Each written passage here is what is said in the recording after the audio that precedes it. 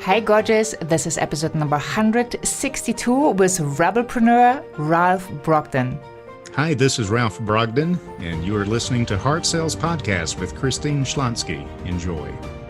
Well, I am so super excited to have Ralph on the show today because he helps you to master your message.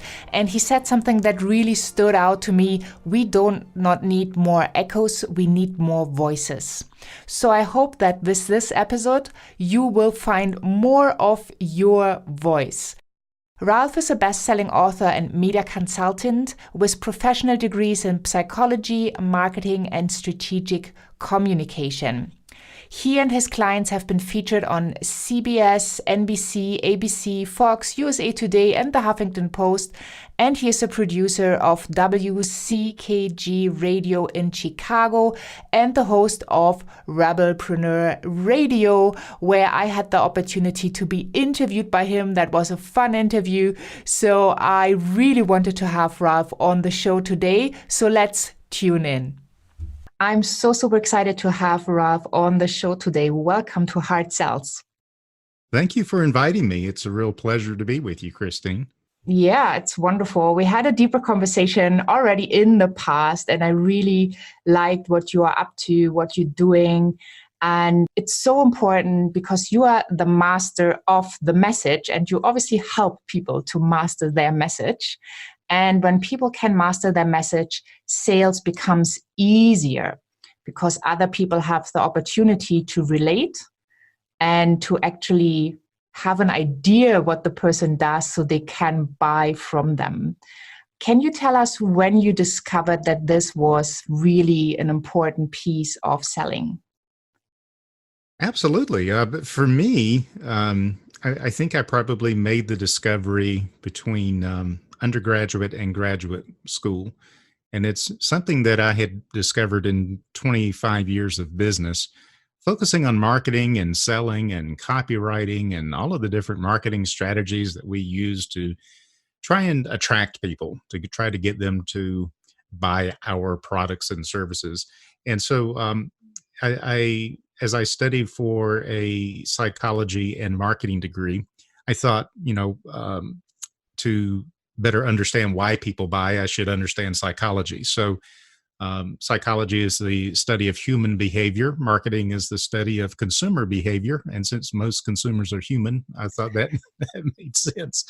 What I discovered, whether we are trying to solve a psychological problem or whether we are trying to persuade people to take action for our brand or our business, the common denominator there is communication.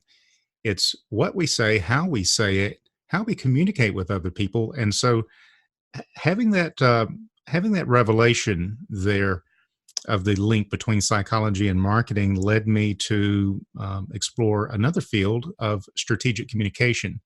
And so I pursued a master's degree in strategic communication, and I'm about to enter a PhD program in communication. So I've really kind of shifted my whole focus of my business and professional career away from marketing, but to go deeper, to really explore what is it that causes people to want to do business with you. And the old saying that I repeat quite a bit is people want to do business with people that they know, like, and trust. But how do we communicate in a way that causes people to know us, like us, and trust us, without sounding like we're trying to sell them something or trying to work some kind of hocus pocus on them? And so that's what strategic communication is. One of the functions of strategic communication is not just to sell products and services in a marketing context, but to sell ideas, to get people excited about an idea. And then if the product or service furthers that idea, reinforces you or supports you in the pursuit of whatever it is you're passionate about, then it makes sense. And so it's really revolutionized my whole approach to marketing and sales. And so that led me to master your message. How can I help people to better communicate who they are, what they do for people? And what I found is that most people are brilliant at whatever it is that they do, but not necessarily brilliant at describing that and explaining that in a way that other people can see it and recognize it and value it. And if they don't know you exist and they can't appreciate the value that you bring, then they can't pay you for it. And so they lose and you lose as well. So that's really where the focus of my professional and my academic career is now, is helping to figure out how organizations, people, brands, businesses can master their message and create more influence, impact, and income in the world. Yeah, I just love that. And it's so important. I remember when I started out, how difficult it was to describe what I was doing. And I know that people always have that as a stumbling block because they want to help everybody, right? And they want to do everything. So what kind of advice could you give people that might want to sell more? Where do they need to look to get an idea of what do they even need to change to actually master their message? Yeah, that's a really great question. I take my clients through a process, and it's a 3-step process that is based on the 3 rules of communication. And those 3 rules are: number 1, have something worth saying; number 2, say it well; and number 3, say it often. So I like to take my clients through that 3-step process. First of all, with have something worth saying, and that correlates to finding your voice. And what I find is that a lot of people jump into the sales and marketing arena. They get into online marketing, internet marketing, and they tend to emulate what they see other people doing that seem to be successful. And so they begin to adopt the same strategies, the same tactics, the same language, the same copy, the same look and feel, and because they don't know what to do. So they just emulate what they see other people doing. And the challenge with that is they haven't really found their voice. They haven't made a deep connection. They don't really know who they are yet. And yet they're trying to persuade other people that they should buy their stuff. And so it doesn't come across as authentic. They haven't found their voice. So before, and definitely I would say, understanding your audience, creating your avatar, understanding who it is you're trying to reach. We can't start there. We have to go there at some point. But to begin with, I can't communicate anything to anyone unless I have sufficiently persuaded myself. If I have persuaded myself, if I know who I am, if I know the value I bring, and I know the transformation that I can create in people's lives, then the message flows, and I don't have to sound like somebody else. I can master my message first by finding my own voice, finding out who I am. So it's really the first step is to really dive deep. It's to dive deep into who you are, what you're all about, what are your values, what are you passionate about. Eventually, we're going to make that shift to, okay, now how can we deliver value to other people? How can we create transformation in other people's lives? But that's the second step, which is master your message.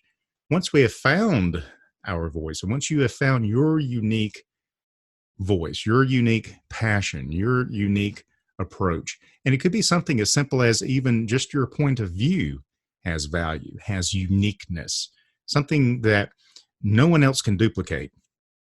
Once you know what that is, the other benefit of it is it gives you confidence. And a lot of the people that when they first come to me, they know they have an idea of wanting to make a difference in the world, have an idea of wanting to create transformation. But they're victims of what has been called this imposter syndrome, where they're not too sure that they are all that they think that they are. And that comes across in the lack of confidence. So that's a great benefit. Finding your voice ensures that you have something worth saying and that it is unique to you. The next part is, now, how do we craft that? How do we find the language to describe what is indescribable? Once we discover who you are, then we can find your unique voice. We can begin to master your message. And then, and only then, should we share it with the world. So a lot of people, they want to start with sharing it with the world and they haven't mastered it yet. And so that's where I think a lot of the frustration comes from, especially with internet marketing. And you send out emails and you don't get a response. You run Facebook ads and you don't get a response. Or worse, you get just enough of response to keep you engaged, but not enough to really break through and achieve the success that you're capable of achieving. And so for me, everything just comes back down to mastering your message. If you master your message, the marketing takes care of itself, and marketing then becomes fun. You're just sharing your message with the world, and it doesn't feel like selling. It doesn't feel like manipulation.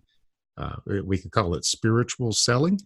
I like to call it mindful marketing, but it all comes back down to mastering your message. Yeah, to really putting out who are you at your core, because people connect with people. They buy your energy first, and then they have like the excuse of your product that supports them. But really, they are drawn in to people that have that something that they don't have. And I found that's in their personality. So when I see myself purchasing things, I always have a look at the person who sells them. And if it's not a good salesperson and I don't really relate and I don't need the product to survive, I'm just not going to buy from them. I'm going to look into other places so that I have this good experience. Yeah. So I love Isn't how it funny? you describe that. Yeah.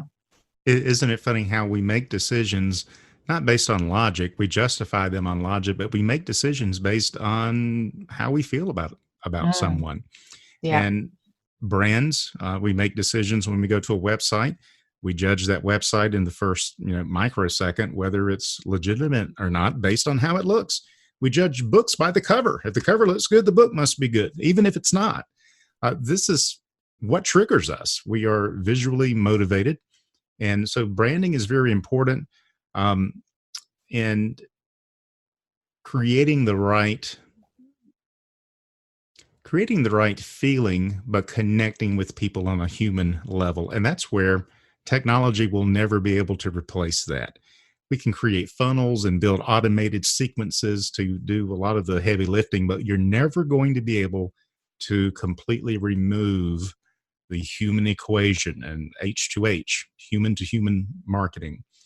We are wired to tell stories and to communicate with one another.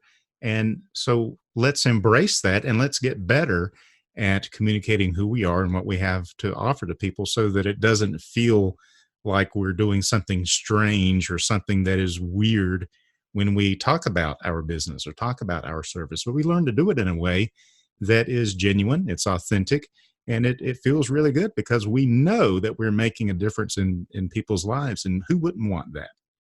Yeah, so true. So I have figured out who I am. I'm able to package it. And then you said repeat it often. So when I started in my sales career, it was really interesting selling high ticket live events over the phone. You did your pitch, you answered the question, you overcame the objections, and then you made an appointment to figure out, like, is the person going to spend that much money? Yes or no? And what I found myself doing in that second call, I did not repeat things because I was speaking to general managers, owners of companies, like really smart people. And I felt when I repeat myself, they will catch on that I'm repeating myself. So they might think that I think that they are dumb. So I did not do that, but I learned I have to do that because people don't remember things. So when you say repeat yourself often, can you give us some guidelines on that so that people don't sound like a broken record? Sure. Well, to say it often, back to your point, I think it's truthful that as marketers, as advertisers, I know that we get tired of our message before other people do. That's the first thing. A lot of business owners, entrepreneurs, they'll run advertising or run marketing or send out a series of emails, and they figure everyone else has seen and heard this. They're tired. They don't want to hear it anymore. And what really is happening is we get tired of hearing it because we've lived it for hours and hours and days and weeks and weeks. And so we're tired of it and we're ready to move on. But we forget that a lot of people are just being exposed to that message for the first time. So that's the first point. The second point is it takes so much more today to be able to get somebody's attention. They update these statistics every so often. I think now they are saying something like 10,000 marketing messages per day. Even if it's only 5,000, the chances that they're going to see you and respond to you the very first time you send a message to them is not great. And so then the question is, how many times do we need to reach out before you even register in their consciousness that you exist? And some people say it's 12 times. Some people say it's 21 times. I think all of that means the better we are at mastering our message, the more impactful we become and the more efficient we become in how often we have to reach out.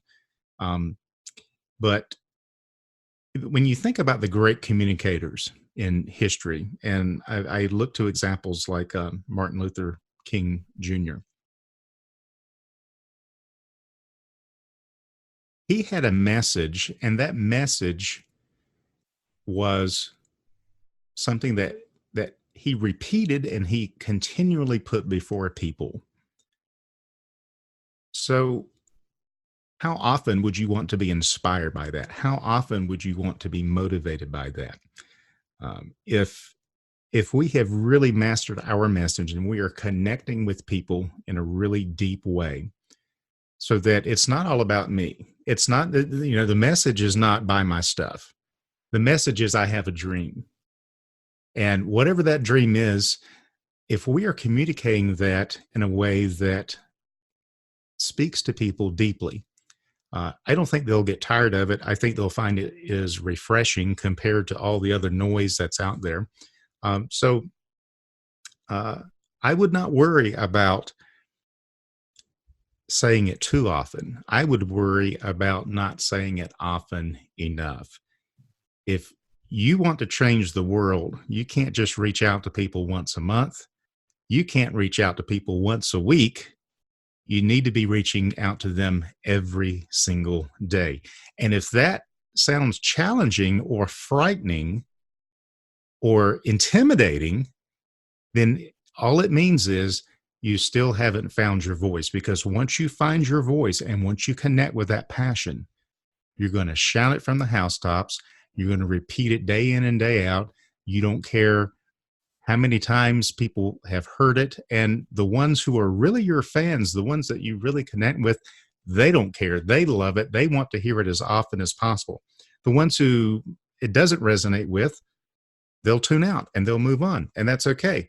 And this goes back to what you said earlier, Christine, about trying to reach everybody. Fact is, you can't reach everybody. The great message that attracts people to you is also going to repel people from you. So I don't know who said it, but someone said that if you are an author and you haven't collected any negative reviews yet, then you haven't really mastered your message, so to speak. You haven't really tapped into something that not just attracts people, but repels you as well, repels them from you, because that's how powerful your message can be. And when you look at the great communicators in history, you see that. You see people that they know, like, trust them. They want everything that they have to offer, and the rest of them try to shut them down. And this is, unfortunately, this is part of the psychology of attraction, is you're going to, at the same time, repel people that you don't resonate with. And so that's actually a sign that it's working. And so just continue to put your message out there. And if you feel at all reluctant to do so or intimidated, then it just means we've got to go back and you've got to tap into something that you believe in so strongly that you're going to shout it no matter who's listening, no matter how many times it takes, because that is your transformation to the world. This is your purpose, why you're here on the earth. And so for me, that is a spiritual connection that goes way beyond just trying to sell products and services. It's selling ideas, creating transformation in people's lives. And however you do that, somebody needs to hear it. And for many people, it will be the first time they have ever heard it. So always approach it as if whoever you're speaking to, they have never heard it before. And it's all up to you. It's all up to this moment of communication to convey all of that passion and all of that energy and all of that transformation to them. I hope that answers your question. I got kind of carried away there a little bit. Yeah, I just loved it. I'm like totally into what you're saying, and I so agree. So once you found that message that you are totally passionate about, that you are totally believe in, things will become so much easier. No matter if you're an introvert or an extrovert, you will be sharing with other people. And because your message is so clear, it will draw in the right people. It will repel the, so to speak, wrong people, your wrong people, right? They might be right for someone else. And that will give you the opportunity to serve on such a deep level that business becomes easier and serving people becomes easier and sales becomes fun. Exactly. Awesome. Yeah, time just flies. I'm so happy we do have a second interview. So what do you want to leave people with to finish off? Just to have the courage. Have the courage to really find out who you are. We don't need echoes. We need voices. And that the world is really hungry and thirsty for whatever it is that you have to offer.